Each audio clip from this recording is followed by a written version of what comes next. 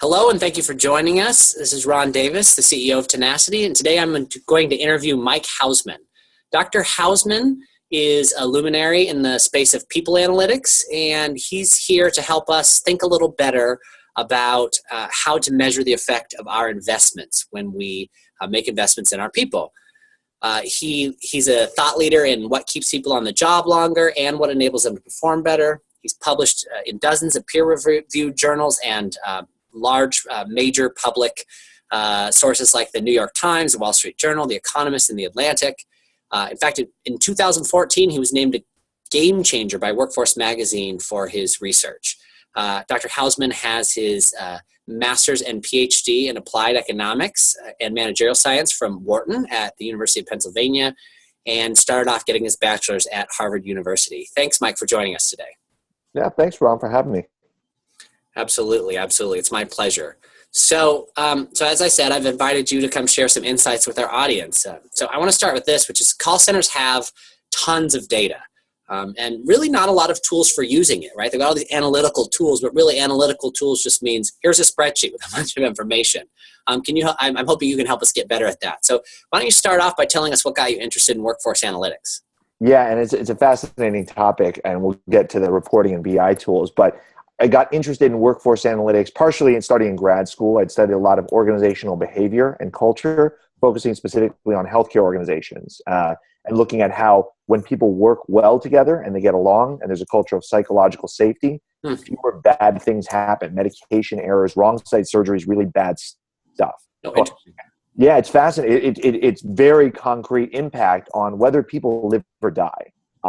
That said, I wanted to take a step aside from healthcare and say, well, what about non-healthcare settings? What about, your average office-based setting? What about a call center? So I joined forces with Max Simkoff at Evolve and helped build out the data science function there.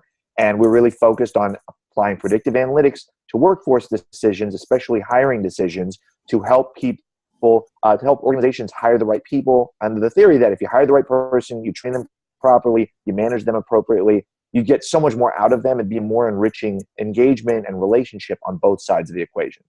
And I assume the data bore that out? Oh yeah, absolutely. We've done a ton of research that finds, I was always, for me, the biggest surprise was I came in thinking, it's all about the raw talent. If you get the right person in the door, everything takes care of themselves. And so that decision, who to hire, is the most important. And I walked away from Evolve saying completely the opposite. It's not necessarily, it's some of who you hire, but it's who they work with, first and foremost. It's who they work for. It's how you engage them. It's what sort of things they're going through in that course of that workforce, that employee experience, wellness programs and things like that. It's the culture.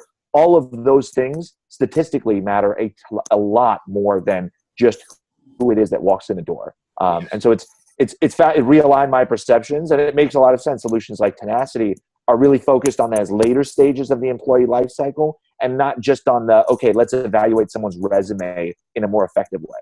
Yeah. It's funny. Because we do work on that later cycle, I actually often get asked, what about hiring? And I always say, actually, there's this great tool out there called Evolve, and tell them who it's and all that kind of stuff. But so as you know, and as you alluded, our company works with call centers too. So we found that most of our buyers are, smart smart people who work with data all day, but have no what I would call formal statistical training.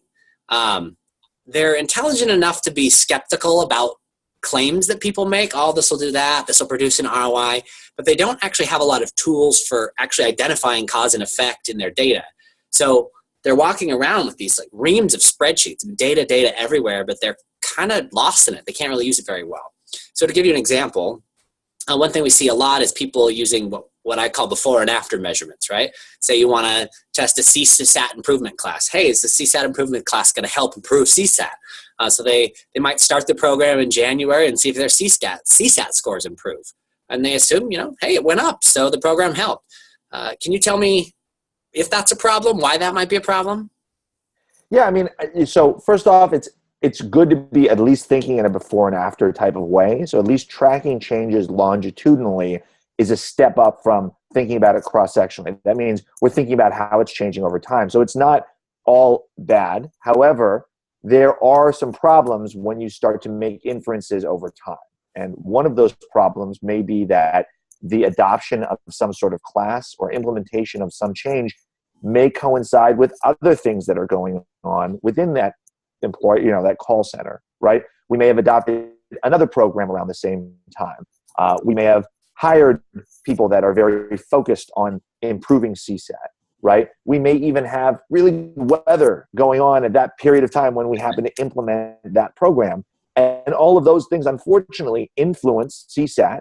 And as a result, it makes it really hard to make a causal claim about what was the specific impact of that class. So if I roll it out in January, my scores are up in February, I don't know if the class is why they're up.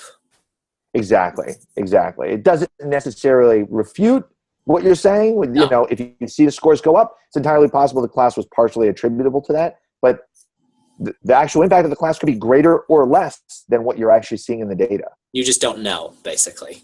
Exactly. Okay. What about benchmarking? I see before and after the most, right? We changed the size of the cubicles, and now average handle times are different.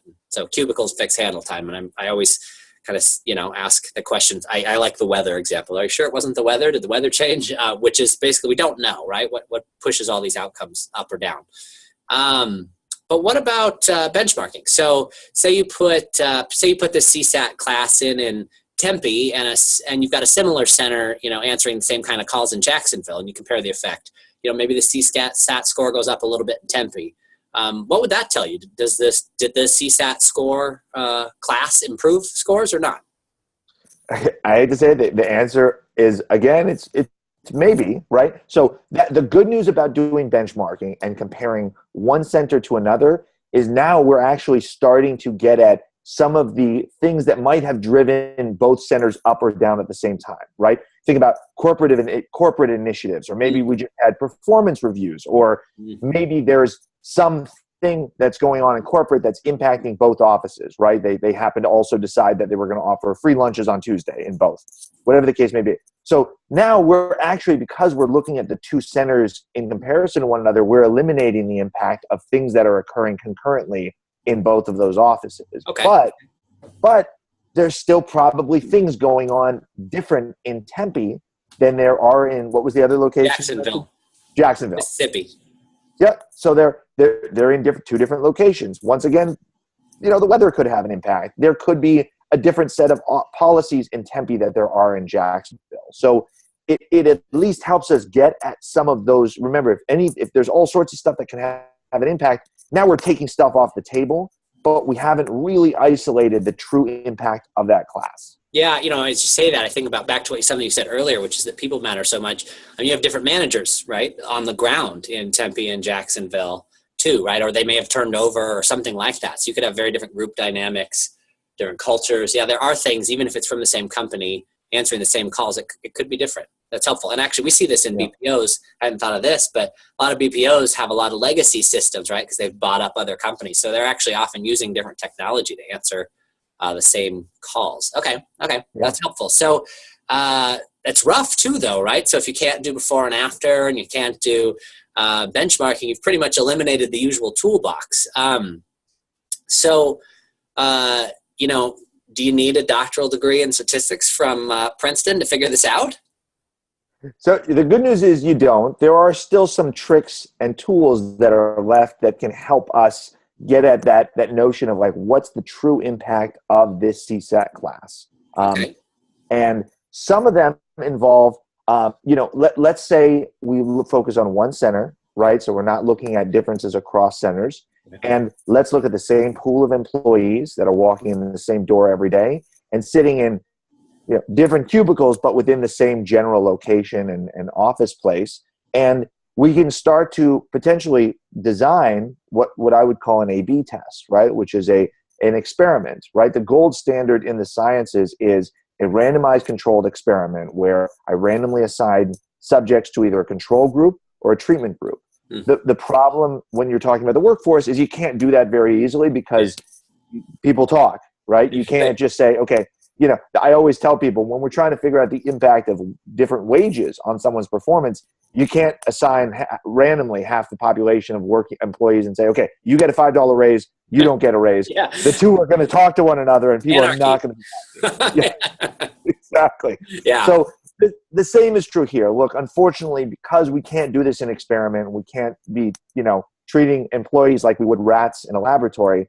We can still design as close as possible what I would consider an A/B test, Okay. which is making an intervention available to those employees, right? And hopefully you're going to see different adoption rates. In an ideal world, you would prescribe to one group that they do this, and that the other group that they don't. But that's a challenge. But ultimately, what you want to do is have an apples to apples comparison of employees that are as close as possible to one another, but one of whom use this intervention and follow them to see what the impact was. So one thing that we run into is, say people get, you could take volunteers, right? But, your volunteers are probably your enthusiastic people. They might have higher CSAT scores to begin with. But let's say it's something like the wage, or maybe this class is seen as very desirable, and so you kind of can't exclude people. You offer it to the center, maybe 60% of them opt in or whatever. So if you wanted to compare some of the non-users to the users, are there variables you could control for? Like, without getting too technical, what are some things you would do to make sure A and B are actually comparable groups if A is really just the enthusiasts? Yeah, that's the challenge with what I was just describing, is that there's no way to account for motivation, right? The fact that someone just raised their hand and said yes means there may be something different about them than there is about the group that said no. However, there's still some approaches that we can, use to try to address that. And one is, let's minimize the differences between those two groups. In other words, for every person that raised their hand and said yes, can I identify someone in the control group, in the group that said no, that by appearances, by all their data, they seem to be as close as possible, right? And can we pair those two individuals up so that we're getting as close to as possible a view of the true intervention, and not that motivation effect that I mentioned earlier. So maybe like you could do people who have the same supervisor, right? Because they're all effect, so you have an equal amount of effect. Or maybe people with the same KPI history, same CSAT scores, same average handle times, that kind of stuff? Yeah. All of those are valid. Really, any data that you have available can be used to make a better propensity score. So I think, the key is if you can try to make them as close as possible. Now this whole exercise has been, let's hack away at all the different sources of variation that could be driving this change other than the CSAT class. And again, we're never going to get to the point where we can prove this the way we would in a laboratory. But when we start using the same location, it's a workplace. We have employees, and that's okay. We shouldn't be trying to treat them like they're lab rats, right? But the more that we can try to eliminate all these other sources of variation in the CSAT scores, the more that we're going to do a better job at isolating the true impact of this one class. Okay, so say, for the CSAT class, let's bring it back to that. Let's say it's not, nobody cares if they have the CSAT class or not. You might actually be able to randomize who gets it. Is that also true? Then you actually would be able to test pretty with quite a bit of certainty. Yeah, absolutely. I would say this, that if folks were pretty indifferent, and if I could enroll a certain number of people in the class and not enroll a certain number of people, and they would follow that recommendation, I would actually consider that to be the gold standard here, right? A true experimental design. So you randomly enroll them. Basically the next best thing, it sounds like, is if there's the fact that the A and the B group are in the center is going to create some sort of cross problems. It makes sense to look at the people who want to do it and who don't want to do it, and take a subset of them who match, right? Who have similar KPIs or bosses or maybe demographics. And maybe you haven't perfectly answered motivation there, but honestly, if you have CSAT scores and average handle times, you're probably pretty close. And then at that point, you compare the two groups. Is that basically it? And see, does it help Group A versus Group B? Okay, so let's say the CSAT score starts at 4.5, and Group A, after the class, Group A, and we're they've been matched with the Group B people, ends at 4.7, and the Group B people stay at 4.5. Does that mean the class adds 0.2? Is it just simple subtraction at that point? Yeah, I mean, well, it gets a little trickier than that when you're running like a regression and you want to control for a lot of different factors. But in all honesty, at first blush, doing that simple subtraction isn't far off. That's how I would at least get a sense of what the magnitude is. Okay. The true, again, I don't want to bog everyone down with the details. You'd run a multivariate regression and include variables in there that represent, all these other things that could influence someone's performance along with the intervention. That's the truer way to do it. But in all honesty, if you design the experiment in this way, you could do the simple math, and I wouldn't disbelieve that result, right? It might be off a little bit here or there, but at the end of the day, it'd be pretty close to the actual answer. So why don't I ask the question a different way, but very similarly. So say that you can be pretty certain that your two groups are comparable, right? You randomize who gets it, nobody's upset, that sort of thing. You roll the class out to half the people, you don't to the other. You started at 4.5 CSAT, and the people who got the class go up to 4.7, and who didn't get the class go to 4.5. Do you have to do all that multivariate work, or is it just subtraction? No, at that point, if we're talking randomized in the way that you mentioned, it's pretty simple math. It gets very simple at that point. So it added basically 0.2. Let's keep that cleaner scenario and say, okay, well, if that's true, I can subtract, right? I could randomize who gets things as long as it doesn't create a bunch of problems. Or I have 20 centers, I could randomize which centers get it, maybe. What if you do the same thing? You go in and there's a CSAT improvement class, and the average is 4.5, for the both groups for the class, and after the people who took the class go down to 4.3, and the people who don't take the class go down to 4.1. That to me looks paradoxical, right? It looks like they added. I mean, by the math, 4.3 minus 4.1 means the CSAT score. The CSAT class improved by 0.2 for that group A, but then everything went down. So how does the CSAT score improve things if everything goes down? Yeah, it's a great question, because that's the whole point of having this control group, because there's other things going on in the center. Maybe it was a hard month. Maybe it rained every day of the month, and as a result, everyone was in a grumpy mood. If we, that's why we have that control group as a baseline, right? So we know the fact that their scores in the aggregate went from 4.5 to 4.1 means that we would expect in that period of time the scores to drop by 0.4. Whereas for the group that got the intervention, it didn't drop by 0.4. It went from 4.5 to 4.3. That means that, they dropped in CSAT scores, but not as much as the control group. And so the good news is that's really why we do what we're doing here, so that we have this baseline to compare to. And you can say, no, the CSAT class actually produced an increase over and above what you would have experienced if you hadn't gone through the CSAT class and you had just dropped like the rest. Awesome. So it still was a net contributor, even if there were other detractors that were bigger, and how much. Exactly. Oh, that's cool. It. That's cool. Okay. So then that accounts for all the other changes, right? So you can this is something that a lot of my clients ask me, okay, so you have an intervention, a control group, but there's so much that's swirling and going on. I mean, I think I can anticipate your answer now, but given a lot of what you said, but I want to come back to this because it's really a point of contention for a lot of people. We're just absorbing this new contact center into our operation, and we're bringing in new management. So it's not a good time to test something because we won't know what's driving the changes. It sounds like you can actually isolate the changes more or less no matter what else is going on. Is that right?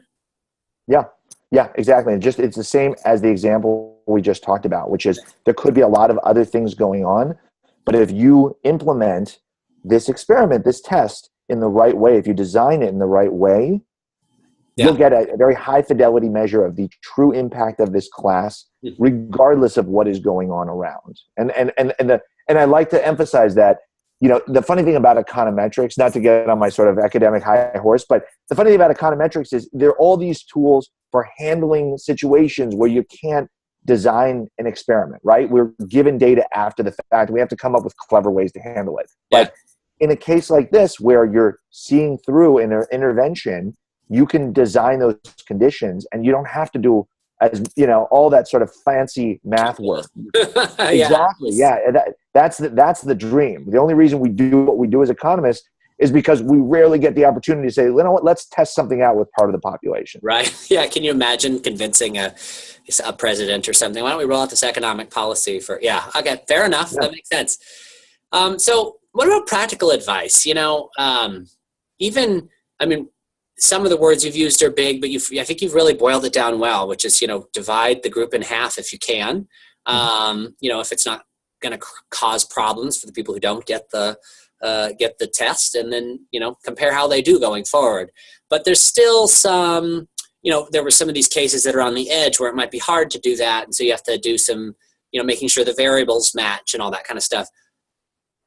I think the practical question is, who in a call center is best positioned to do this? Are there internal resources that most call center operations people can turn to, just for someone to say, like, hey, can you help me put this experiment together and measure the effect? Yeah, it's hard business, no question. Just doing this right can be a challenge. That said, I found that there's almost always kind of internal business intelligence and analytics folks that are pretty strong when it comes to, understanding, just how to understand reporting and benchmarking and how to think about numbers. And so, my view is, that, hopefully you guys, everyone at Tenacity can help lend a helping hand. Yeah, we definitely do clients. Yeah, but I also think that there are a lot of folks. I've always been surprised. We did a ton of work with call centers. Quite frankly, Evolve almost exclusively our client base was call centers, and there were always smart business analytics folks there to help us understand their data, to help us understand how we could get that data and how we could do reporting, things like that. So you just have to kind of know what doors to be knocking on. Okay, so turn to those business intelligence, business analytics people, turn to maybe even your finance people, at least are a little not going to be as overwhelmed by the math. So if they have to learn something new, they can, it doesn't just feel like, oh my gosh, I'm back to school. It's good that you don't, it's good that you don't have to have a team of data scientists put this together. When I think about how important this is, it's one thing, yes, you said, we help our clients because for us, measuring our effect is extremely important. We differentiate on the fact that we actually produce results, right? You find very few people in the call center world selling to the call center world that say that. They talk about their results, but they don't really double down on the and we'll prove it, right? Because nobody knows how to prove stuff. But to me, forget Tenacity for a second. To me, this is you're right. You can't treat people as lab rats. You can't have the perfect example. But right now, the sort of, I don't know, CSAT went up. It to me feels not a whole lot better than rolling the dice. Maybe it's slightly better, rolling a slightly sticky die. But what you're talking about basically could help companies make decisions that could save them tens of millions of dollars. There's the CSAT improvement program. There's buying Tenacity or Evolve. But there's do we need this new? Do we need, what's this new business practice we're thinking about adopting, or this new supervisor to team member ratio, or all the stuff people think, should we try Taco Tuesdays or whatever, right? Or should we buy this new $100 million software program, and try the $10 million version across, half year. Anyway, it just seems to me like you could actually measure ROI this way, which is cool because everybody talks about ROI all the time, but if you don't know what's causing your effects, you can't know your ROI. Yeah, no, I completely agree. It's super important. And, look, as an economist or just kind of someone who likes to use data to make decisions, you want to avoid we call type 1 or type 2 errors, false positives or false negatives. That means you're evaluating a program. The worst thing you can do is decide, okay, this wasn't a good program when it actually was, or the opposite. Right. Right. And so really what all of these tools are meant to do is to help minimize the likelihood that one of those occurs. If Tenacity or Evolve or any other invention is really, really valuable, you want to make sure that you're picking up on that, right? And not passing up on a really valuable opportunity, right? And it sounds like you could, depending on the circumstances, you could apply that to anything. You could apply it to hardware, you could apply it to software, could apply it to business practices. It's actually, the opportunities are endless to figure out how to spend your money better. That's cool. Yeah.